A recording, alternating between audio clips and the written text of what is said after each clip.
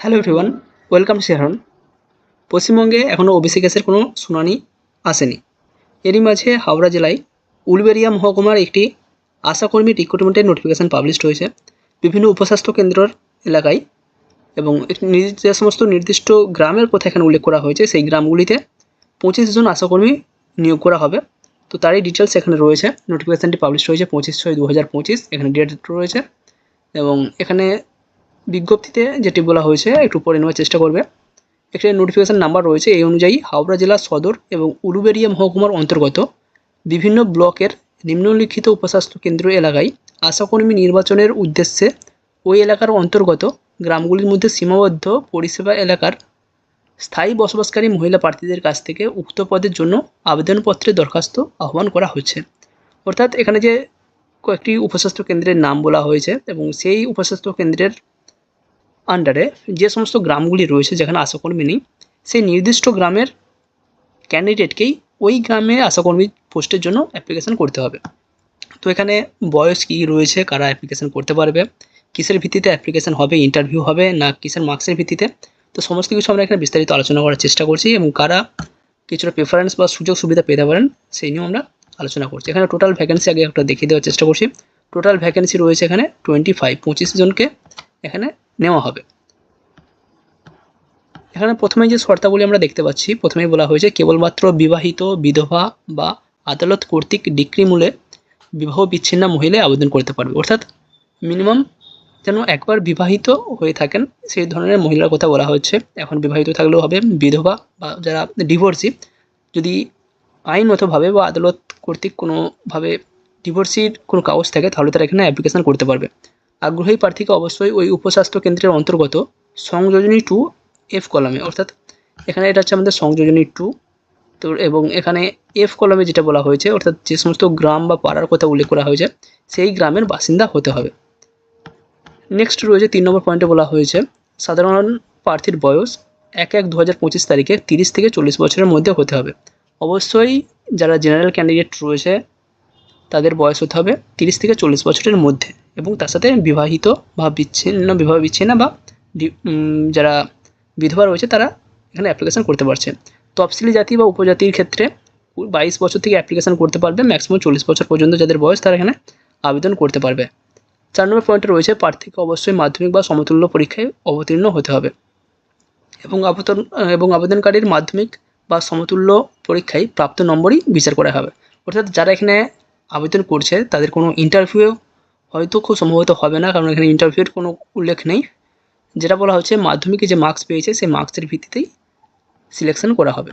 5 নম্বর পয়েন্টে বলা হয়েছে, এবং এখানে আরও একটি বিষয় উল্লেখ রয়েছে, উচ্চতর শিক্ষা যোগ্যতা কারো যদি থাকে, অর্থাৎ এখানে যেটা চাওয়া হয়েছে মাধ্যমিক, কারো যদি উচ্চ মাধ্যমিক বা গ্র্যাজুয়েশনও থাকে সেক্ষেত্রে উচ্চ মাধ্যমিক বা গ্র্যাজুয়েশনের জন্য কোনো প্রেফারেন্স দেওয়া হবে না বা কোনো এক্সট্রা নাম্বার দেওয়া হবে না। মাধ্যমিকের যে নাম্বার সেই নাম্বারের বেসিসে এখানে রিক্রুটমেন্ট দেওয়া হবে। 5 নম্বর পয়েন্টে বলা হয়েছে গ্রেড 1 এবং গ্রেড 2 স্বনির্ভর গোষ্ঠী সদস্যা প্রশিক্ষণপ্রাপ্ত দায়ী লিঙ্ক ওয়ার্কারগণ সংশ্লিষ্ট বিভাগীয় শংসাপত্র দাখিল করিলে অগ্রাধিকার বিবেচনায় যোগ্য হবেন।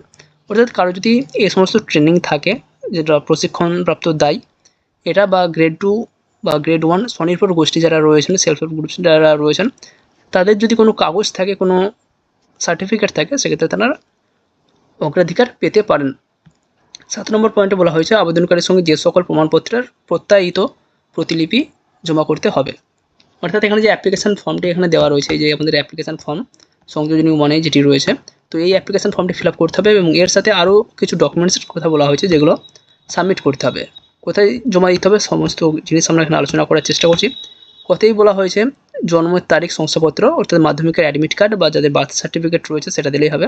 এলাকার বাসিন্দা হিসাবে ভোটার পত্রের পরিচয় দিলেই হবে, বা রেশন কার্ডের যদি জেরক্স থাকে সেটা দিলেও হবে। উপযুক্ত কর্তৃপক্ষের দেওয়া জাতিগত প্রমাণ অর্থাৎ কাস্ট সার্টিফিকেট যদি যাদের রয়েছে তারা দেবেন। যেটা আমরা বললাম গ্রেড 1 গ্রেড 2 স্বনির্ভর গোষ্ঠীর সদস্য বা প্রশিক্ষণপ্রাপ্ত দায়ী বা লিঙ্ক ওয়ার্কারগণের প্রমাণপত্র যদি থাকে তাহলে দিতে হবে। প্রার্থীর স্বাক্ষর সহ 2 কপি পাসপোর্ট সাইজ রঙিন ফটো, 2 কপি ফটো লাগবে। প্রমাণপত্রগুলির মধ্যে যে কোনো একটি আবেদনপত্রের সঙ্গে যুক্ত না থাকলে আবেদনপত্র বাতিল করা হইবে। অর্থাৎ যে সমস্ত এখানে সার্টিফিকেট বা ডকুমেন্টসের কথা বলা হয়েছে সবগুলো যেন দেওয়া থাকে, এদিকটা আমাদের খেয়াল রাখতে হবে। উপরিউক্ত শর্ত পূরণকারী প্রার্থীদের সাক্ষাতের জন্য সময় স্থান পরবর্তীকালে জানানো হবে। কোথায় মিট করবেন বা কোথায় সিলেকশান রিলেটেড যাবতীয় আপনাদের যদি কোনো প্রয়োজন পড়ে সেক্ষেত্রে কোথায় যোগাযোগ করবেন সেই তারিখ পরে জানানো হবে। অসম্পূর্ণ এবং ত্রুটিপূর্ণ আবেদন খারিজ হবে। যদি কোনো ভুল থাকে বা ভুলভাল ইনফরমেশান দেন সেক্ষেত্রে এটা বাতিল করে দেওয়া হবে। আবেদনপত্র জমা দেওয়ার স্থান সংশ্লিষ্ট সমষ্টি উন্নয়ন আধিকারিকগণের করণ অর্থাৎ বিডিও অফিস, যেটা আমাদের বলা হয়েছে সংশ্লিষ্ট সমষ্টি উন্নয়ন আধিকারিকের করণ বা বিডিও অফিস।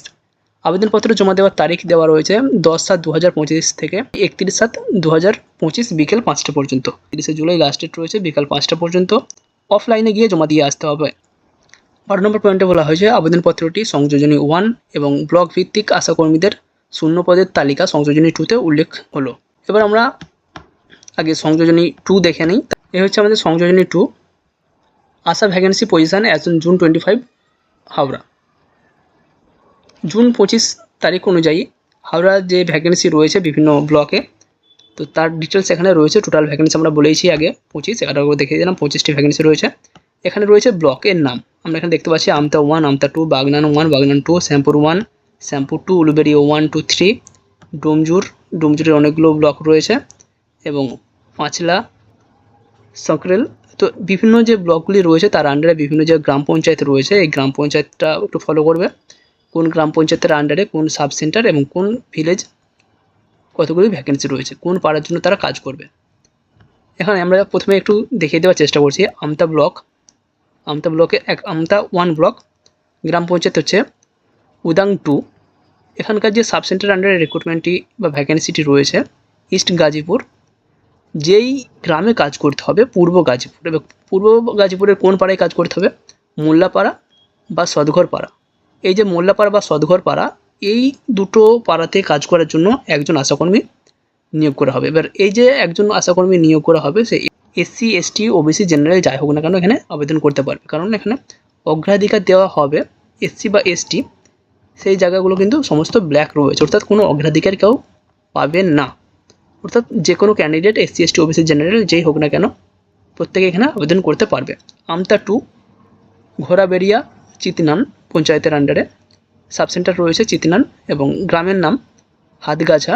যে সমস্ত এলাকায় কাজ করতে হবে পালপাড়া, মণ্ডলপাড়া, পেরাপাড়া, শেখপাড়া, মীরাপাড়া, এই 4টি পাড়াতে কাজ করতে হবে। তার জন্য একজন নিয়োগ করা হবে, তার ভ্যাকেন্সি রয়েছে 1টি। এইভাবে আপনারা দেখে নেবেন। আমি এখানে লিস্ট একটু দিয়ে রাখার চেষ্টা করছি, ভিডিওটা পারলে একটু পজ করে দেওয়ার চেষ্টা করবেন, সেক্ষেত্রে আপনাদের দেখতে সুবিধা হবে। তো এখানে block, panchayat, centre, sub centre, village এবং যেই পাড়াতে আপনারা কাজ করবেন, যেই পাড়াতে কাজ করার জন্য ভ্যাকেন্সি দেওয়া হচ্ছে তার ডিটেলস এখানে রয়েছে এবং এখানে কতগুলি ভ্যাকেন্সি রয়েছে সেটা রয়েছে।